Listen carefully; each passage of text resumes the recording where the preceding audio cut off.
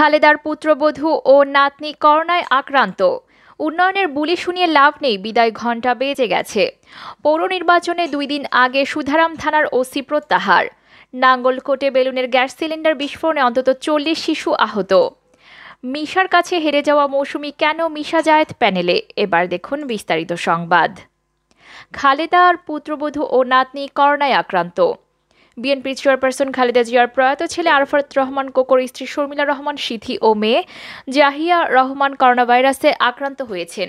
একটি সূত্র এ বিষয়টি নিশ্চিত করলেও বিএনপির পক্ষ থেকে কেউ নিশ্চিত করেনি। জানা গেছে, শর্মিলা রহমান ও জাহিয়া রহমান বর্তমানে খালেদা জিয়ার গুলশানের বাসা ফিরোজায় অবস্থান করছেন।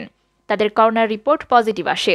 তবে খালেদা জিয়ার প্রেস উইংয়ের সদস্য সাইরুল কবির খান বলেন, একথা সঠিক নয়।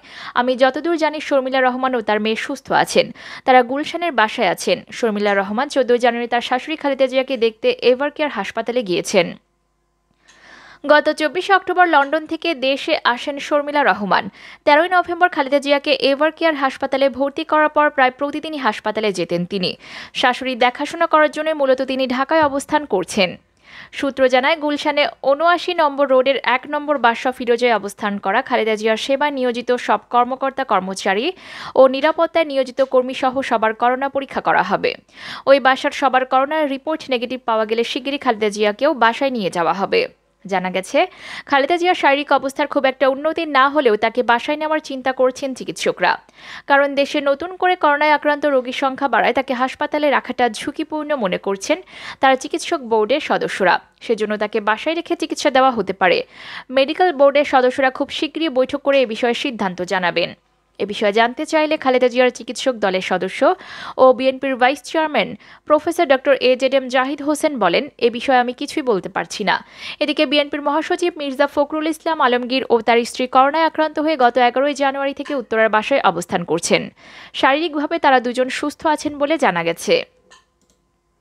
এদিকে উন্নয়নের বুলি শুনিয়ে লাভ নেই, বিদায় ঘণ্টা বেজে গেছে।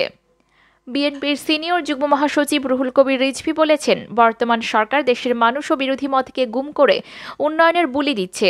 বিএনপি নেতা ইলিয়াস গুম হয়েছেন, তার খোঁজ নেই। অসংখ্য বিএনপি কর্মী ভিন্ন মতের মানুষ গুম হয়েছে, তাদের খোঁজ নেই।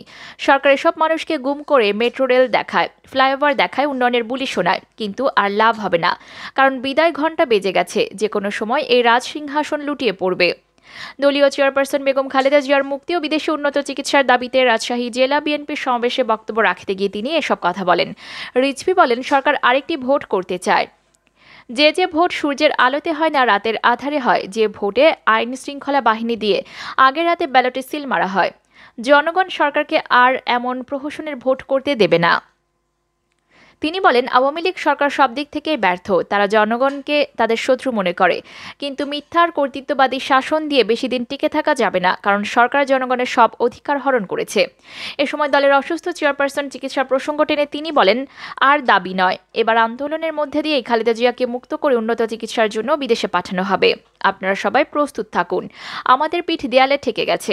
গণ আন্দোলনের মধ্য দিয়ে শিগগিরই এই সরকারের পতন ঘটানো হবে। বিকেলে রাজশাহীর পুঠিয়া উপজেলার শিবপুরহাট উচ্চ বিদ্যালয় মাঠে সমাবেশ অনুষ্ঠিত হয়। এতে প্রধান অতিথি হিসেবে বক্তব্য রাখেন বিএনপি চেয়ারপারসন উপদেষ্টা মিজানুর রহমান মিনু। এছাড়া অনেকেই সমাবেশে বক্তব্য রাখেন। এদিকে রাজশাহীতে অনুষ্ঠিত এই সমাবেশের শুরুতে বিএনপির কেন্দ্রীয় নেতা মিজানুর রহমান মিনু, রুহুল কবির রিজভী আহমেদ সহ অতিথিরা মঞ্চে উঠলে অভিমান ও দ্বন্দ্বের জেরে মঞ্চে না উঠে সমর্থকদের নিয়ে মাঠে বসে থাকেন রাজশাহী মহানগর বিএনপির সদ্য সাবেক সভাপতি ও সাবেক মেয়র মোসাদ্দেক হোসেন বুলবুল ও সাবেক সাধারণ সম্পাদক শফিকুল হক মিলন। পরে তাদের মঞ্চে আসতে বলা হলেও তারা মাঠে অবস্থান নেন। এতে বিব্রত হয়ে মঞ্চের সামনে বসে থাকা বিএনপির নেতাকর্মীরা হট্টগোল ও হাতাহাতি শুরু করে। দফায় দফায় চলে হাতাহাতি। তাদের মধ্যে ধাওয়া পাল্টা ধাওয়ার ঘটনাও ঘটে। এ সময় পড়ে গিয়ে বেশ কয়েকজন নেতাকর্মী আহতও হন। এদিকে পৌর নির্বাচনে 2 দিন আগে সুধারাম থানার ওসি প্রত্যাহার। নির্বাচন কমিশনের নির্দেশনা অনুযায়ী নোয়াখালী পৌরসভা নির্বাচনের 2 দিন আগে সুধারাম মডেল থানার ওসি মোহাম্মদ শাহিদউদ্দিনকে প্রত্যাহার করে পুলিশ লাইন্সে সংযুক্ত করা হয়েছে।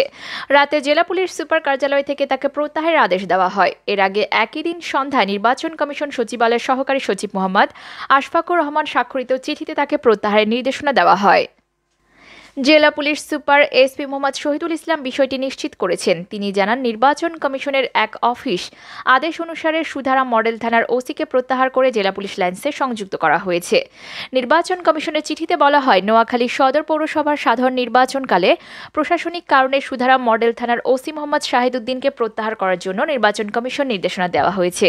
ওই চিঠিতে আরও বলা হয়, নির্দেশনা অনুযায়ী ওসি মোহাম্মদ শাহিদুদ্দিনকে প্রত্যাহার করে তার জায়গায় একজন উপযুক্ত কর্মকর্তা পদায়ন করে নির্বাচন কমিশন সচিবালয়কে অবহিত করার জন্য নির্দেশ দেওয়া হলো।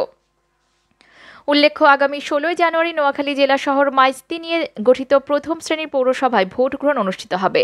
এতে পুরুষ ভোটার ৩৭,৪০১ ও নারী ভোটার ৩৮,৩২৫ জন সহ মোট ভোটার ৭৫,৭২,৭২৬ জন। মেয়র পদে ৭ জন, ৯টি ওয়ার্ডে সংরক্ষিত কাউন্সিলর ১৪ জন এবং সাধারণ কাউন্সিলর পদে ৬৩ জন প্রার্থী প্রতিদ্বন্দ্বিতা করছেন। এদিকে নাঙ্গলকোটে বেলুনের গ্যাস সিলিন্ডার বিস্ফোরণে অন্তত ৪০ শিশু আহত। কুমিল্লার নাঙ্গলকোটে উপজেলায় বেলুন গ্যাসের সিলিন্ডার বিস্ফোরণে প্রায় ৪০ জন শিশু আহত হয়েছে। তাদের মধ্যে আশঙ্কাজনক অবস্থায় ২ জনকে এবং গুরুতর ৬ জনকে কুমিল্লা মেডিকেল কলেজ হাসপাতালে নেওয়া হয়েছে। বৃহস্পতিবার বিকেলে উপজেলার মোকরা ইউনিয়নের বিরলি গ্রামে মাঠে এই ঘটনা ঘটে। নাঙ্গলকোট থানার ভারপ্রাপ্ত কর্মকর্তা OC Mohammad Faruk Hossain the Daily স্টারকে এই তথ্য নিশ্চিত করেছেন। আহতদের মধ্যে কয়েকজন শিশুকে নাঙ্গলকোট উপজেলা স্বাস্থ্য কমপ্লেক্সে নিয়ে যাওয়া হয়েছে এবং অপেক্ষাকৃত গুরুতরদের কুমিল্লা মেডিকেল কলেজ হাসপাতালে পাঠানো হয়েছে বলে জানান তিনি। স্থানীয়রা জানান, বিরলি গ্রামের বাসিন্দা আনোয়ার হোসেন নিজ বাড়ির উঠানে গ্যাস বেলুন বিক্রি করতেন। এরপর পাশের হাসানপুর গ্রামের মাঠে মাঘ মাসের মেলা হওয়ার কথা। মেলা উপলক্ষে বিকেলে তিনি বেলুনে গ্যাস ভরছিলেন। এ সময় স্থানীয় শিশুরা তার চারপাশে ভিড় করে। এক পর্যায়ে গ্যাসের সিলিন্ডার বিস্ফোরিত হলে বেলুন বিক্রেতা আনোয়ার সহ সেখানে উপস্থিত শিশুরা আহত হয়। জানতে চাইলে কুমিল্লা মেডিকেল কলেজ হাসপাতালের ক্যাজুয়ালিটি বিভাগের চিকিৎসক ডক্টর আসিফ দ্য ডেইলি স্টারকে জানান, গ্যাস বিস্ফোরণে আহত ২০ জনেরও বেশি শিশুকে হাসপাতালে চিকিৎসা দেওয়া হচ্ছে। তিনি আরও জানান, তাদের মধ্যে ৬ জনের অবস্থা গুরুতর ও ২ জনের অবস্থা আশঙ্কাজনক। আহত শিশুদের নিয়ে অভিভাবকরা এখনও হাসপাতালে আসছেন বলে জানান তিনি। এদিকে মিশার কাছে হেরে যাওয়া মৌসুমী কেন মিশা জায়েদ প্যানেলে? বাংলাদেশ চলচ্চিত্র শিল্পী সমিতির ২০১৯ থেকে ২০২১ মেয়াদের নির্বাচনে সভাপতি পদে প্রার্থী হয়েছিলেন মিশা সওদাগর ও মৌসুমী। নির্বাচনে মিশার কাছে হেরে যান নায়িকা মৌসুমী। মিশা পেয়েছিলেন ২২৭, তার বিপরীতে মৌসুমী পান মাত্র ১২৫ ভোট। এবার ২০২২-২৩ মেয়াদের দ্বিবার্ষিক নির্বাচনে সেই মিশার প্যানেলে যোগ দিয়ে কার্যনির্বাহী সদস্য পদে নির্বাচনে অংশ নিচ্ছেন ঢাকাই সিনেমার প্রিয়দর্শিনী খ্যাত এই অভিনেত্রী। মিশা জায়েদ প্যানেলে মৌসুমী যোগ দেওয়া নিয়ে আলোচনা সমালোচনা শুরু হয়েছিল সিনেমা সংশ্লিষ্টদের মনে। এবার এই বিষয়টি নিয়ে মুখ খুলেন অভিনেত্রী নিজেই। মৌসুমী বলেন, ২ বছর দেখেছি মিশা জায়েদ শিল্পীদের জন্য কাজ করছে। বিগত দিনে তাদের কাজগুলো দেখলে বুঝতে পারবেন শিল্পী সমিতির হয়ে তারা সবগুলো কাজই ভালো করেছে। আমি তাদের সেই ভালো ভালো কাজের সমর্থক হিসেবেই তাদের প্যানেল হয়ে দাঁড়িয়েছি। চলচ্চিত্র শিল্পী সমিতির এবার নির্বাচনে ২টি প্যানেলে প্রতিদ্বন্দ্বিতা করছে। এর একটি ইলিয়াস কাঞ্চন নিপুণ প্যানেল, অন্যটি মিশা সওদাগর জায়েদ খান প্যানেল। আগামী ২৮ জানুয়ারি নির্বাচন অনুষ্ঠিত হবে।